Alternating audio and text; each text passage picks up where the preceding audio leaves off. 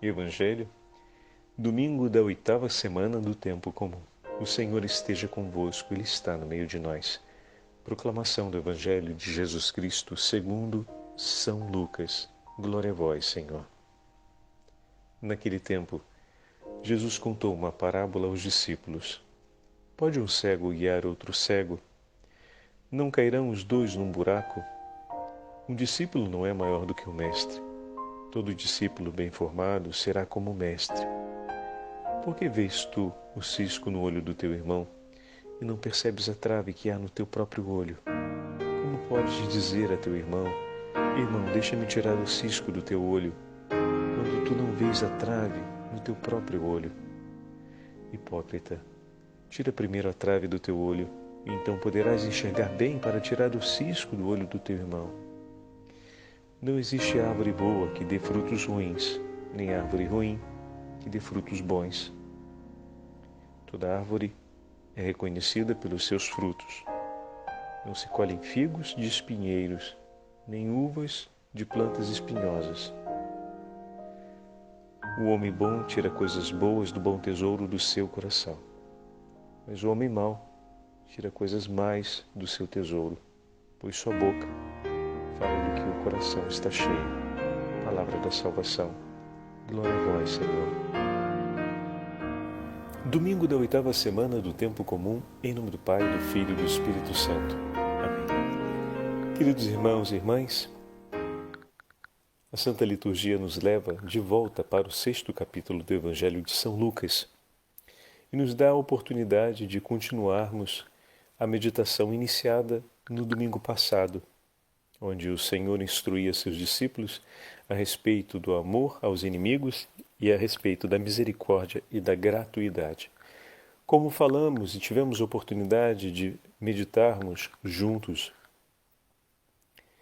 o discípulo, para realizar todas as exigências do Evangelho, precisa ter o seu coração estreitamente unido ao coração do seu Senhor. A exigência de dar a outra face, de ser generoso, a exigência de tomar a iniciativa no ato de amar, a exigência de colocar-se em jogo e oferecer ao outro aquilo que do outro não recebeu, superando assim a medida da reciprocidade, se lembra? Então, supõe admitir que a fonte que nos sustenta no nosso agir e na nossa vida está para além de mim mesmo, está para além do meu irmão, é o próprio Senhor. Dessa forma, o discípulo é aquele que aprende e recebe o ensinamento de seu Senhor, mas, sobretudo, pelo seu coração unido na obediência e na escuta ao seu Senhor, caminha com Ele. Escolhe seguir a sua vida com Ele. Em outras palavras, é aquele que, estando cego, é tomado pelas mãos por alguém que não está na mesma condição de cegueira que ele, que o ajuda a caminhar. O discípulo é aquele que caminha pelas mãos de um outro. Caminha confiando no olhar de um outro. Caminha sobre a luz dos olhos de um outro. O discípulo é aquele que caminha nos passos do Mestre. Então, dessa forma podemos olhar a sentença sapiencial com a qual o Senhor começa o Evangelho de hoje. Pode acaso um cego guiar outro cego? Não cairão os dois no buraco? Essa sentença sapiencial, ela vem lida, ela vem interpretada no versículo seguinte. Não existe um discípulo superior ao Mestre. O Mestre é aquele que ensina o seu discípulo, como acabamos de dizer, a caminhar. E o discípulo, por sua vez, que saiu agora da condição de cegueira, porque o Mestre lhe ensinou a caminhar, pode então guiar seus irmãos. O discípulo no mundo é aquele que aprendeu a caminhar sob a luz do olhar de Cristo. Aprendeu a caminhar, em outras palavras, com os olhos de Cristo. Por isso, não caminha na cegueira e pode, assim, ajudar os seus irmãos. Aquele que ainda não aprendeu a caminhar com os olhos de Cristo nesse mundo são cegos que se dispõem a guiar outros cegos.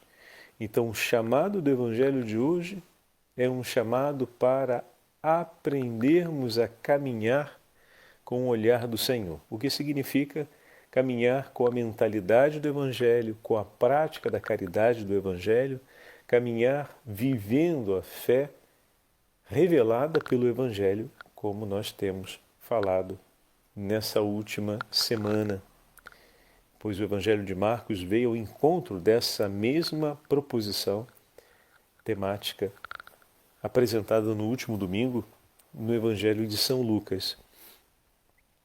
Então podemos dizer que esse é o ponto-chave do Evangelho de hoje.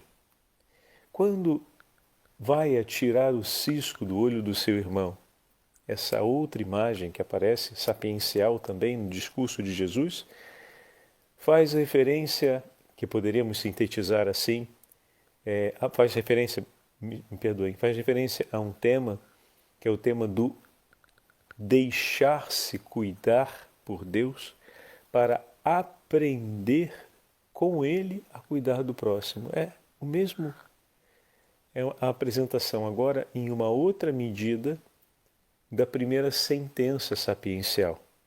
Caminhar com os olhos de Cristo, para conduzir o seu irmão no caminho da verdade e da vida. No momento seguinte, deixar-se cuidar por Cristo, para aprender a cuidar do seu irmão. Se o seu irmão precisa que alguém lhe ajude a tirar o cisco dos olhos, quem lhe ajudou a tirar as traves dos seus olhos? Então, ao ver a necessidade do meu irmão, eu por primeiro devo reconhecer-me também necessitado de ajuda. E o nosso auxílio vem do Senhor que fez o céu e a terra. Então, se quero na vida do meu irmão ser uma presença que o ajude a superar suas dificuldades, que o ajude a ver bem o caminho de sua vida, se quero ser para o meu irmão um socorro eficaz em sua limitação, é preciso que primeiro eu deixe Deus cuidar de mim. Deixe o Senhor cuidar de você. Porque eu tenho certeza que Ele quer te levar a cuidar de tantas outras pessoas. E todas elas precisam muito de cuidados. Mas é importante que primeiro Deus cuide do seu coração, cuide de você. Deixe Ele cuidar de você. Esse é o chamado que se soma à palavra do Evangelho do último domingo, quando falávamos a respeito do aprender com Cristo para oferecermos a nossa vida pelos nossos irmãos. Deixe Ele cuidar de você. O que o Senhor hoje tem a necessidade de ser por você socorro? Em que realidade da sua vida, para que você consiga ver melhor, compreender melhor as situações, a fim de empenhar com mais intensidade o amor do teu coração? Em que realidades o Senhor você sente a necessidade do socorro de Deus? Às vezes, melhor, talvez seja a necessidade maior do socorro de Deus para acalmar e aplacar aquelas dores que ainda latejam dentro da gente pelas ocasiões em que não fomos, por exemplo, aceitos no nosso gesto de carinho, de atenção pela outra pessoa. Quantas pessoas têm dificuldade em aceitar que o outro disponha do seu tempo, da sua presença, para ser por ela um socorro? Porque talvez esteja ainda um pouco embebida de orgulho, de vergonha por aquilo que passou e não consegue reconhecer a própria necessidade de ser ajudada e às vezes ainda tem dificuldade de receber ajuda exatamente de você por causa de, talvez, memória de alguma página do passado entre vocês que ainda pesa. Para ela, talvez para você já esteja resolvido, mas para o outro ainda não. E isso deixa uma ferida dentro da gente porque nem sempre conseguimos entender que o outro ainda não consegue tomar para si o carinho e o amor que você tem à disposição dele para ajudá-lo a superar uma dificuldade. E por ainda estar preso nesses sentimentos, termina por te ferir, não reconhecendo esse amor e essa disponibilidade que você oferece por ele. Deixa o teu Senhor cuidar dessa ferida. Não deixa ela ir inflamando. Apresenta ao teu Senhor. Conversa com Ele sobre essas dores, mas, sobretudo, fala com o Senhor do amor sincero e da intenção que você tem no coração em ser, a reta intenção que existe no seu coração, em ser para o seu irmão uma ajuda.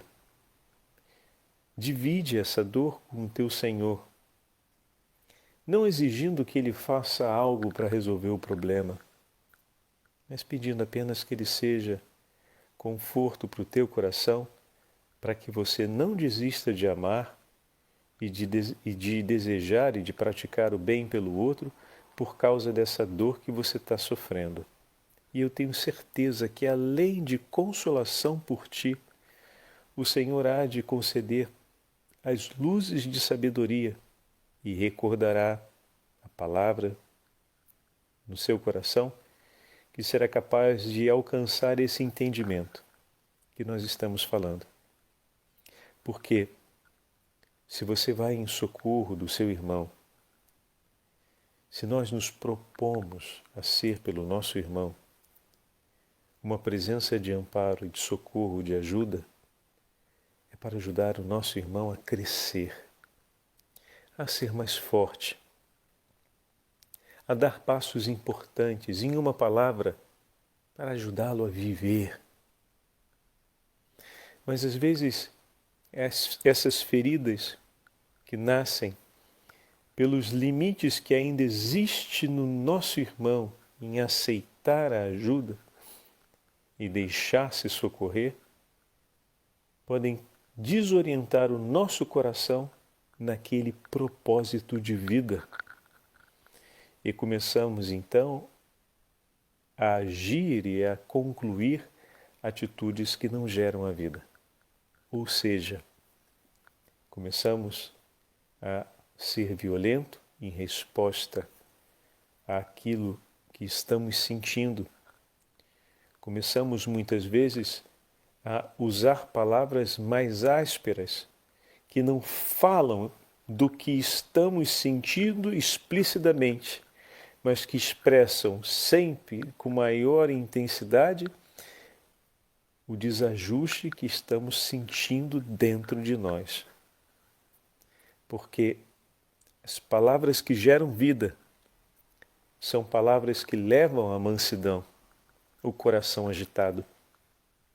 Mas se o nosso coração se tornou agitado e agora ele se torna cheio de ressentimento e maldade, as nossas palavras também seguirão essa mesma qualidade do campo que está dentro de nós. Essa é uma outra palavra dos livros sapienciais.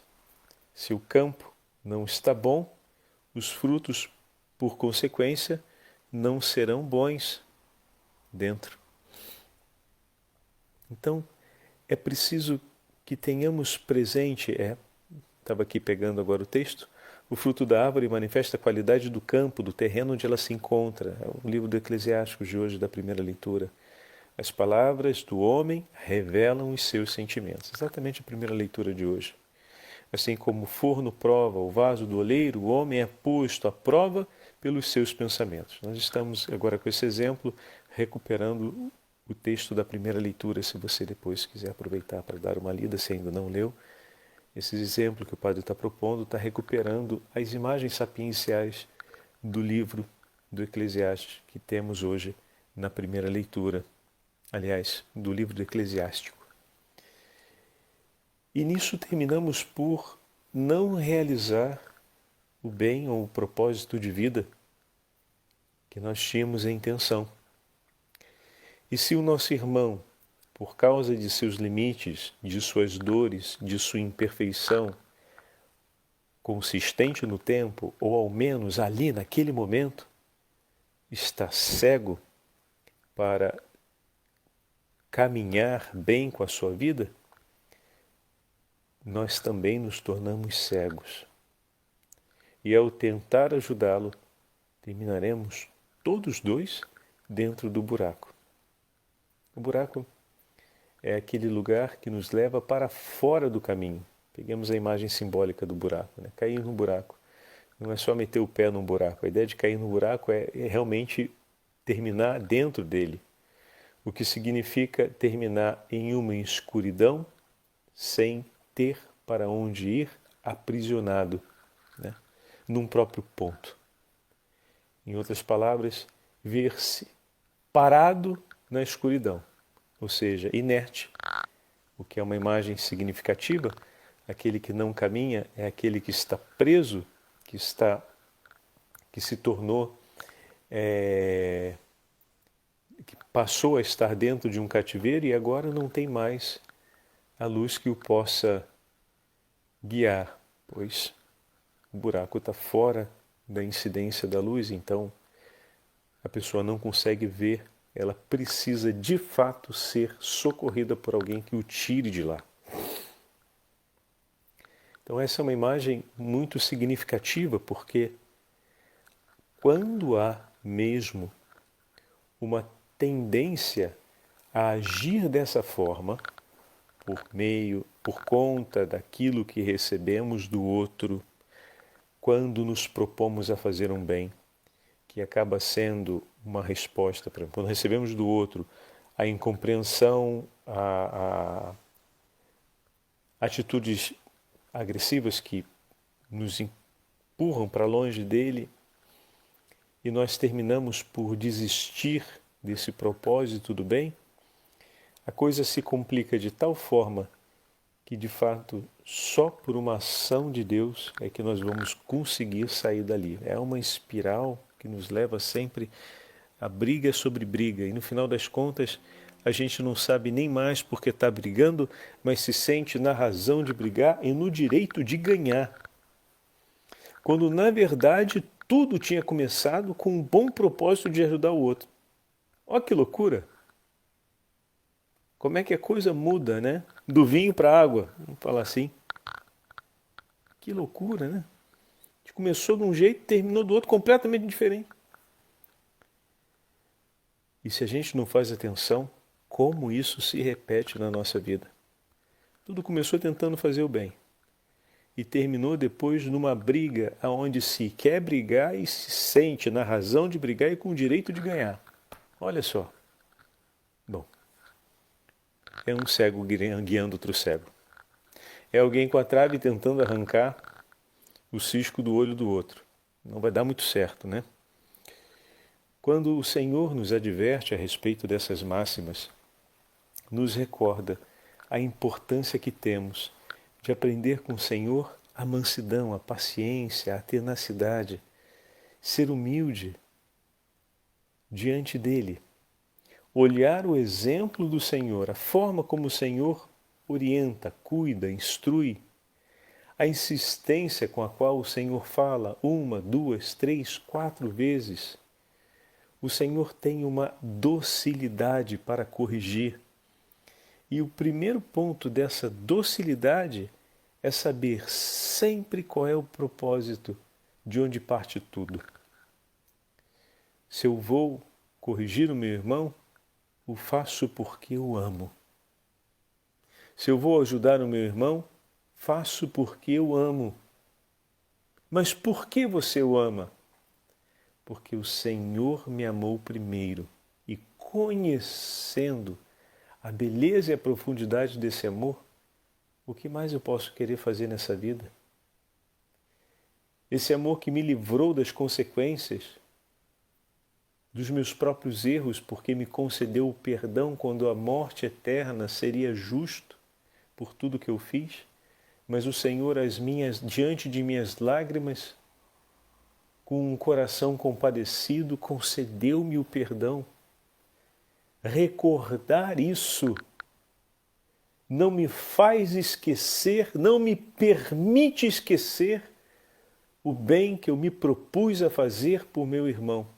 Mas se eu não recordo isso, aquele propósito e aquele bem que se moveu no meu coração como inspiração inicial para a minha ação de correção ou de cuidado pelo meu irmão, se dispersa. E aí, pronto, a gente já chega no buraco, como a gente acabou de falar ainda há pouco. Começa com um propósito do bem e termina se sentindo no direito de justificado por lutar e no direito de vencer ainda por cima.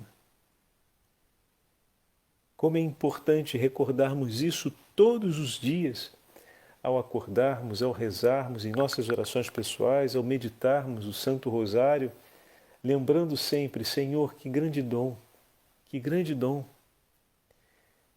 Sem que nós nos enamoremos todos os dias por essa verdade que é a nossa verdade, a salvação que o Senhor realizou por nós, o ato de amor com o qual o Senhor nos amou e nos libertou das consequências do nosso próprio pecado, sem recordarmos isso, os nossos empenhos terminarão nas primeiras dificuldades. Ou melhor, mudarão de propósito, que é ainda pior, né? E de empenhos de bondade podem se tornar empenhos de maldade.